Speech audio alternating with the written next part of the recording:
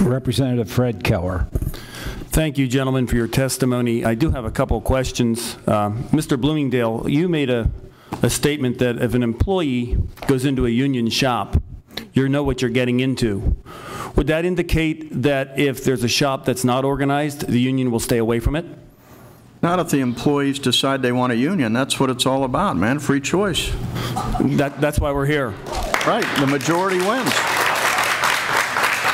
The majority wins. Getting back to the testimony, in both of the testimonies, it says that workplace becomes unionized when a majority of the employees in a bargaining unit petition for union representation, and the one actually mentions 50+1. Is that the entire workforce, or is that just the ones that sign the union cards? It depends on. It's usually the ones. No, it's the entire. It's the entire workforce. The entire workforce, 50+1. Now, contract ratification will usually be 50% plus one of those voting. The other things I wanted to touch on here was, do you gentlemen know what agency handles workplace safety? What agent? Well, of course, OSHA does. OSHA does. We have a State Department office in the state L&I that does some health and safety. But by your testimony, though, you're indicating that if you're not organized, employees are asked to do things that are unsafe. Well, there again, I guess I just want to try and get down to the bottom of it. If there's something that's unsafe, there are agencies to do that, and that really is not a function of collective bargaining. Excuse me, Representative, that's not true. The state of Pennsylvania, public employees are not covered by OSHA. They're exempt. So there is no agency that protects state employees. The only, and school district and city employees and municipal employees, the only people that protect them are their collective bargaining staff representatives who can say, this is crazy, you can't make a guy go into a manhole without some kind of gas, some kind of instrument that tests for gas. There is no public employee OSHA law in the state of Pennsylvania, something I've been fighting for over 30 years.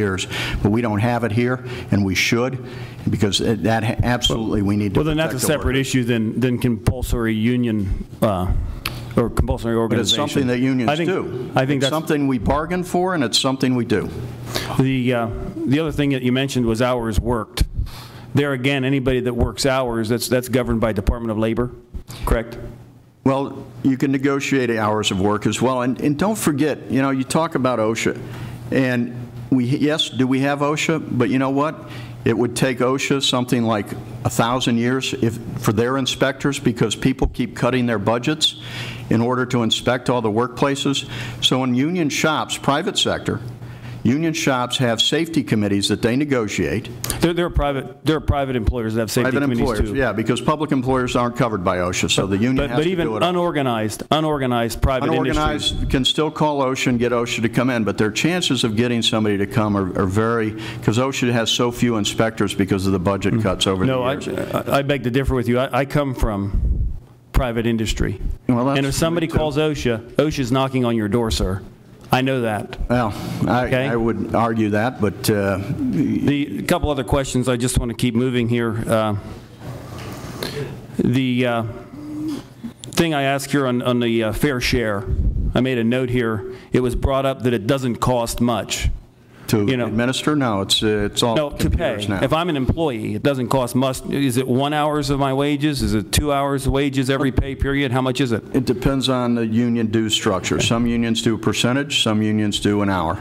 So it's all different. Some unions, your dues are an hour's worth of work. So to determine, in that case, it would be 75% of that. So to determine whether it's onerous or not would actually be the individual who has to pay that, not one of us sitting here in this room. Right, so it should be bargained. So it should be my right to determine whether I want to belong or not. And you do when you go to work there. You join or you don't go to work there. You mentioned here in your testimony, Mr. Bloomingdale, that businesses have a right to maximize profits and individual workers have the right to maximize their incomes. I guess the same is true for unions, correct? You're a business? We are we're nonprofits, yeah. Okay. But let me get to that. Just another I'm going to close here because I know we're behind schedule, but I just want to make a statement. Can I address that maximize profits and income? You know, that's the classic conundrum of capitalism. Businesses create investors to start a business, right? So they want to reward their investors.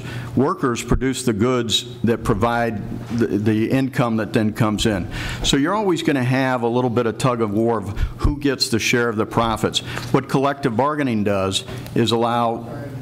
Am I interrupting you guys? What collective bargaining does is allow for the workers to get a share of those profits so that they can have a middle-class lifestyle.